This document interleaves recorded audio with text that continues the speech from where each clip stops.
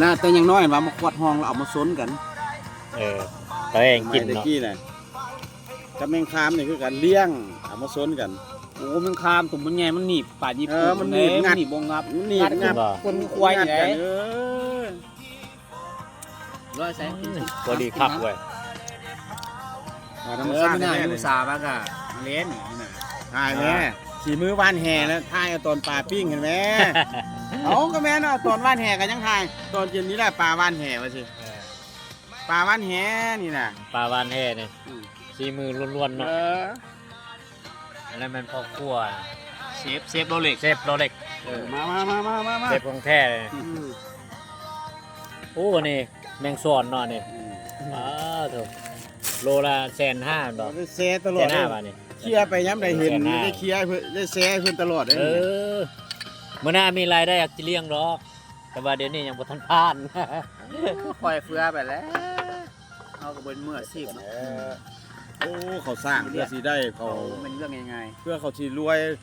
ลูกประกันสมรักคำสิ่งกันกับเพื่อมันสิรวยก็เป็นธรรมดามันสร้าง นั่นเหรอ สร้างพิษสร้างถึกมาคิด เขา มันก็ได้ เป็นโมเมนต์เรื่องง่ายเขาสิมาได้ เดี๋ยวนี้เบิ่ง เริ่มจากศูนย์ เขาไปเอาเงินออกมามันได้แบบข่อยก็บ่เข้าใจ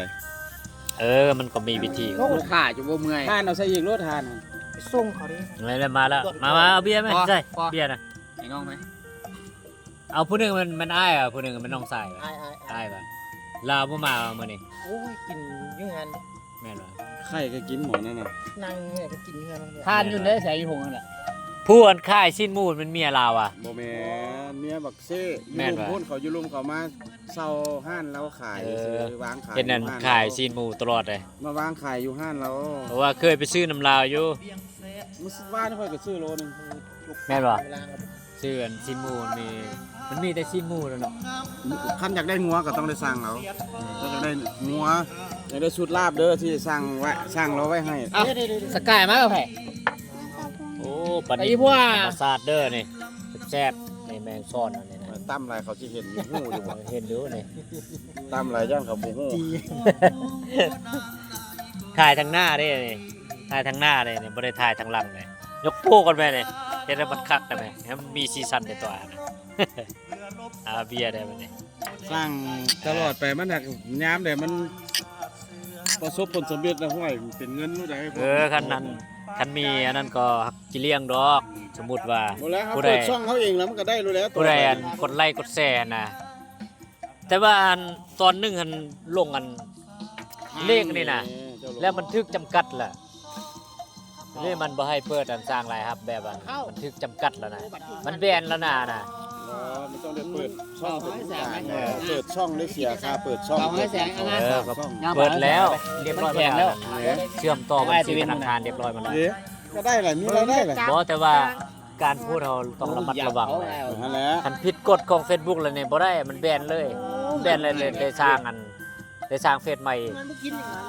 เสียเวลาส่วนจะได้มา นั่นแหละ ต้องระมัดระวัง ต้องระวังนั่นแหละตัวใดมันเป็นที่ว่าภาพท่านว่าเขาผ่านทั้งอยู่ลาวนั่นก็สำคัญที่บ่ให้มันเตะต้องทางการเมืองแล้ว แม่นครับการเมืองกันเนี่ยเฮาบ่ได้เตะต้องหรอก แล้วก็เรื่องภาษาคิดสร้างคลิปกินเหล้าเว้านัวหัวม่วนไปนะเว้านัวหัวม่วนไปแล้ว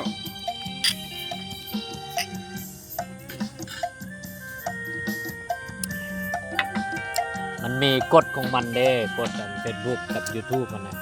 การเอาเฮ็ดตามกฎมันถึงผ่านคันบ่เฮ็ดตามกฎมันเองก็บ่ผ่านมันยาก มีตัวลุ้นตัวบ่ลุ้น มันบ่คืออยู่ไทยเลยไทยมันอยากเว้าอย่างก็เว้ามันอยากด่านายกมันก็ด่าได้อยู่ไทยนะ มันเป็นอิสระเด้ เขาหลายภาค เข้าในลายพักแล้วมันนี่ความคิดมันก็อันใดดีเขาก็เอาอะนะความหมายแล้วมันนี่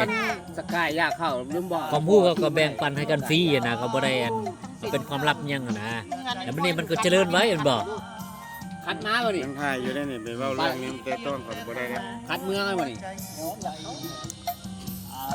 คุณจะกินยังไง บ้านเรามันเข้มงวดเลยปฏิบัติแท้ได้บ้าน น่าจะเก็บสาย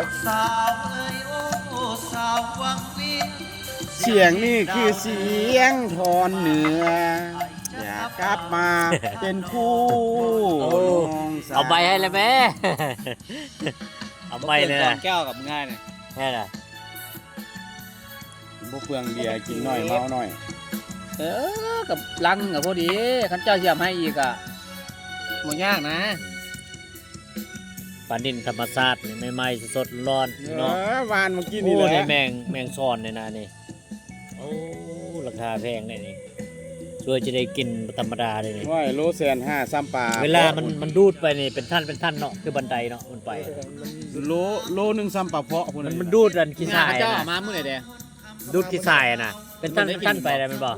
นี่นะ ฝากมาว่ะ ปลานินธรรมชาติ มันยังไงเขาเจ้าอยู่ห้องนาว่ะ ทุ่งนาแหละครับการไตออกการไตออกแหละ มันได้ว่ะมันนี่คนไม่ได้ถือกว่าจะนั้นหนูพี่ เนาะมาเกี่ยวกัน แล้วเส้นหมูน้อย เกี่ยวกันไหมเกี่ยวกัน สองเจียวเนี่ยเอา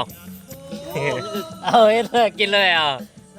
เอาปานคู่ผัวเมียแต่งงานใหม่พุ่นแล้ว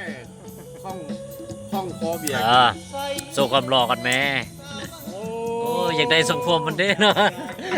พวมบักระนาไป เราไปหาผู้สาวเยอะๆเอาเราไปน้ำได้ เงินบ่ บ่ได้เลยบ่ได้ ย่านั้นสาวมักว่ะ แม่นว่าเจ้าตกกระป๋องโลดเลยอะเจ้าไปเอาเราไปน้ำบ่ได้ข่อยยังบ่ไปนะเขาไปน้ำผู้เดียวคนลาดเลย เอาเบิดบ่ให้อ้ายให้พี่เลยนะเอาผู้เดียวเลย ไปน้ำเมียกันยังเอา เอาเมียให้ท่าวะ แม่บอกต่อ เสื้อนผมมันนั่นเด้มาใส่ผมเสริมมันนะใส่เพื่อจะได้เมียเนาะจะสั่งงานผมมันเขาโฆษณาขายอยู่เฟซบุ๊ก เฮ้ย มาใส่ เจ้าผู้สาวดึงผมก็ที่ออกคือเก่าถูกไหมเขาขึ้นใจ เอาก็ แล้วเนี่ยเป็นดุลคลายก็เนาะคนดึงเนาะ จังหว่า นี่ไงจังซี่น่ะเขาก็ยังอัด นั่นนี่นะว่า นี่นะบ่ได้มันอัดอยู่ห้องอัดได้นี่น่ะอัดสดได้นี่ นั่นนี่นะว่า นี่ฟังเสียงนี่ มันบ่ผิดลิขสิทธิ์ว่ะ โอ้ยเยี่ยม ลองอัดมิน ระวังไหล่ ลงเฟซลงหยังไปซื่อๆ เจ็บนี่ ข่อยร้องเพลงเจ้าอยู่ข่อยร้อง มันแหลมมันบาดได้ล่ะควายนะ บ่เป็นหยังหรอก อันนี้ก็ยังเนี่ยยังนำออกมาผ่านฮอด YouTube อืม ว่าเป็นต้นฉบับได้หั่นน่ะอัดสดได้หั่นน่ะ อัดสดมันบ่ บ่เป็นเพลงต้นฉบับบ่แม่นคนร้อง สุกหมดแล้วว่ะ